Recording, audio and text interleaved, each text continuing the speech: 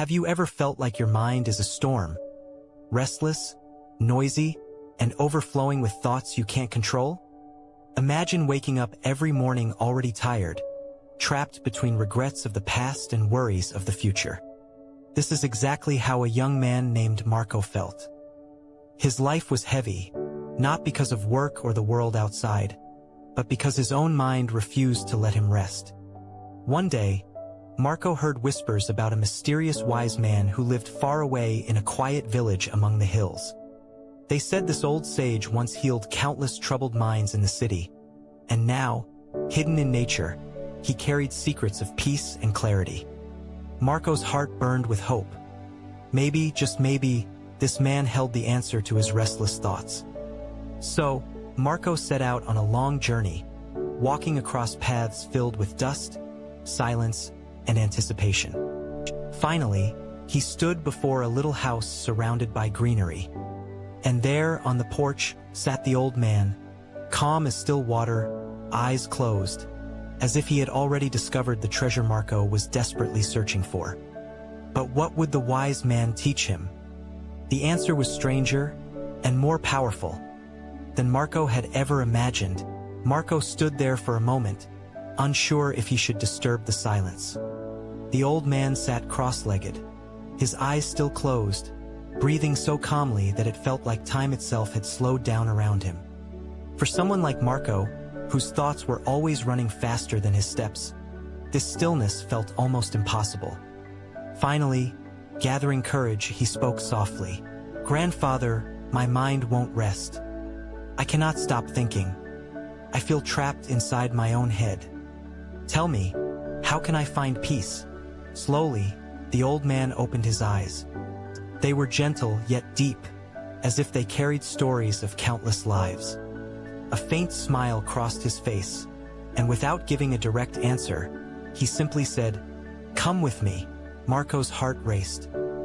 He had no idea what would happen next, but something inside him whispered not to question, only to follow. The old man led him through a small path behind the house, where the air smelled of pine and the sound of birds echoed softly. They entered a small yard, simple and uncluttered, almost like a mirror of the man's mind. There, he reached for a clay jug and filled a glass of water to the very brim. Handing it to Marco, he spoke with calm authority.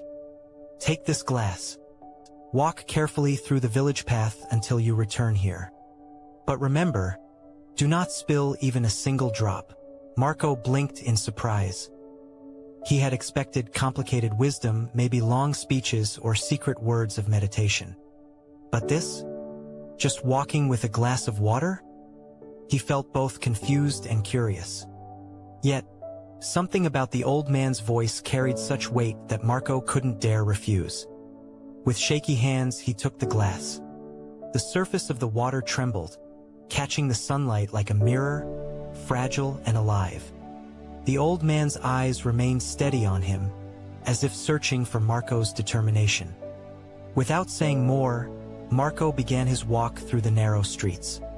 The road was crowded. Children laughed and chased each other. Shopkeepers shouted about fresh fruits and cloth. Dogs barked in sudden bursts. Every sound, every movement, fought for Marco's attention. Yet all he could see was the glitter of water threatening to spill with every step. His entire focus shrank into that small glass. For the first time, his thoughts were not crawling toward the past or racing toward the future. They were here, right here, balanced on the edge of the cup he held. Still, the journey had only begun, and Marco had yet to learn what this strange task truly meant. Step by step, Marco moved forward, clutching the fragile glass with both hands. Each stone on the uneven road felt like a test. Every sudden sound threatened to break his focus.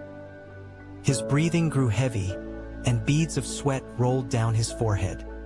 It wasn't just the weight of the water. It was the weight of knowing that one mistake could ruin everything. Somewhere deep inside, he wondered if this strange task was the key to unlocking the peace his heart had been desperate for. As he walked, curious eyes turned to him. Children stopped their games to whisper about the young man moving like a shadow through the street. Shopkeepers leaned on their stalls, watching in silence, sensing there was something unusual about this moment. Even the dogs, usually restless, seemed to pause as if they too felt the gravity of the challenge. Marco tried to shut everything out, but the noise still pressed against his mind, tempting him to react, to look, to stumble. Memories also began to creep in. The arguments from his past, the failures he carried like scars, the endless what-ifs that haunted his nights. For a moment his focus wavered. The water rippled dangerously, and his heart jumped. He clenched the glass tighter, forcing his eyes back to the surface, reminding himself that if he lost control now, he would lose more than a cup of water. He would lose the chance to change his life. Meanwhile, the villagers weren't just passive onlookers. Some were moved by what they saw. One elder whispered that this boy's journey was more than a task. It was a reflection of every human struggle to find balance in a world full of distractions. Marco didn't hear those words, but the truth of them wrapped around him. His path was no longer just about water. It was about surviving the noise of life itself. And the deeper he walked into the heart of the village, the greater the tension inside him grew. Marco's steps grew heavier as the sun began to sink lower in the sky, casting long shadows across the village path. The glass of water in his hands seemed more alive than ever now, each drop shaking like it was ready to escape with the slightest slip of his concentration. His arms trembled, and yet he could not loosen his grip. More villagers began to notice him as he passed, drawn to the slow, deliberate movements of this young man fighting a silent battle. Whispers spread, but Marco did not dare look up. The world outside blurred. The glass became his entire universe. But the journey was far from easy. A sudden burst of laughter from a group of children startled him. He stumbled slightly, tilting the glass just enough to make the surface quiver dangerously. His heart pounded in his chest. Thoughts screamed inside his head. What if I spill it? What if I fail? What if all of this is for nothing? The doubts clawed at him, demanding his attention like they always had. This was the war he knew too well, the fight against his own restless mind. Every step now became heavier not because of the glass, but because Marco felt the weight of his entire life pressing on him. The barking of dogs grew louder, carts rolled past, voices rose all around him. Each sound felt sharper, louder, as if the world wanted to break his fragile focus. His breathing quickened, sweat slipped down his temple. Yet inside, he also felt a strange awareness, an invisible line between failure and breakthrough. As the final stretch of the road appeared, Marco's mind raced faster than his steps. He could see the old man waiting at the porch, calm and still. But would Marco reach him without losing a single drop? The answer hung in the air, trembling, just like the surface of the water in his trembling hands. Marco's legs ached as he reached closer to the porch, the glass still trembling dangerously in his hands. Just a few more steps, he told himself. Just hold on a little longer. The old man waited patiently, his calm eyes fixed on Marco, as though he could see every storm raging inside the young man. But just as relief began to flicker in Marco's heart, fate decided to test him yet again. Out of nowhere, a cart rolled down the narrow street, its wooden wheels rattling against the stones. The horse pulling it neighed sharply, spooked by something unseen. Villagers jumped back to avoid it, and in the chaos, the cart veered right into Marco's path. Gasps rang out as people shouted warnings, but Marco froze. His body stiffened, his mind screamed, and for a heartbeat he felt the water rise and swirl inside the glass. The chance of spilling everything was just a breath away. He staggered sideways, clutching the glass even tighter, trying to steady himself. His heart hammered so loud that he thought the whole village could hear it. In that single instant, Marco realized something. This test was not just about balance, it was about control over fear. Fear of sudden change, fear of losing control, fear of falling back into his restless mind. And right then, The fear felt stronger than anything else. The villagers held their breath. Some thought he would drop the glass, others whispered it was already over. The cart thundered past, leaving behind dust and startled voices, and Marco stood shaking, his arms quivering, yet the water still clung inside the rim, unspilled. But he knew the real fight wasn't over. The disturbance had broken his rhythm, and now every step felt more dangerous than the last. As he drew closer to the porch, something unexpected stirred within him, an unsettling thought. What if the old man had given him this challenge not to teach peace, but to show him that he might never escape the chaos? What if all this effort was only a cruel lesson that no matter how hard one focuses, the world will always find a way to shake you? That terrifying possibility made his grip falter for a moment.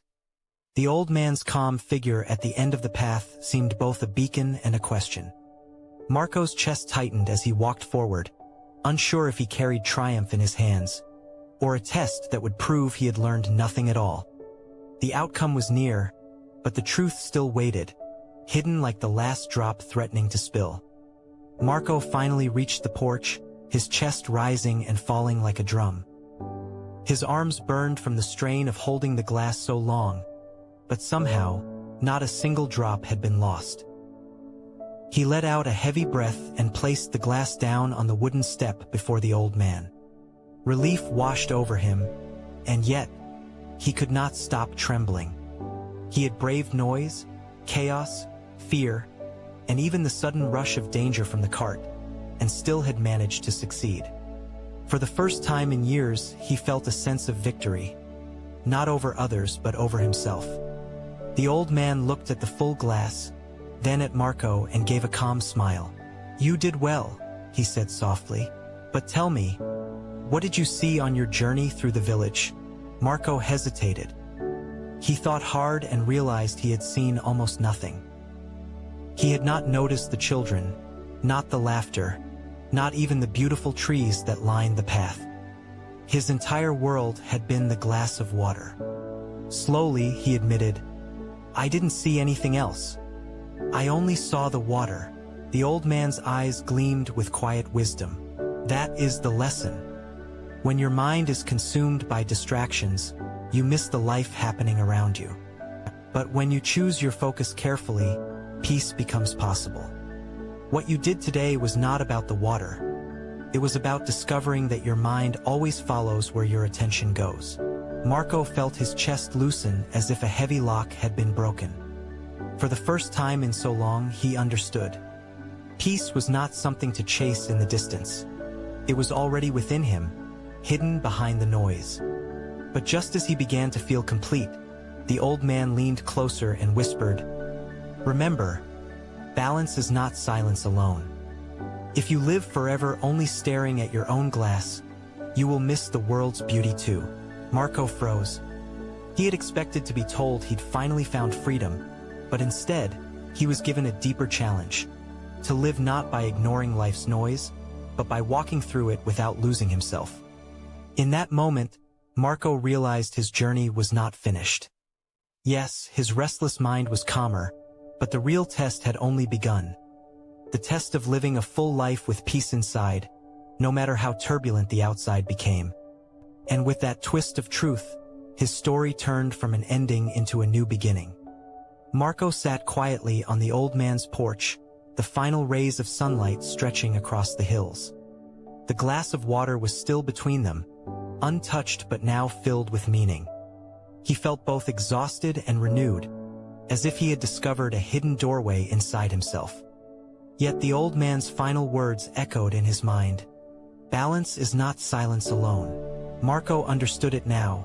True peace was not about escaping the world, nor was it about controlling every thought.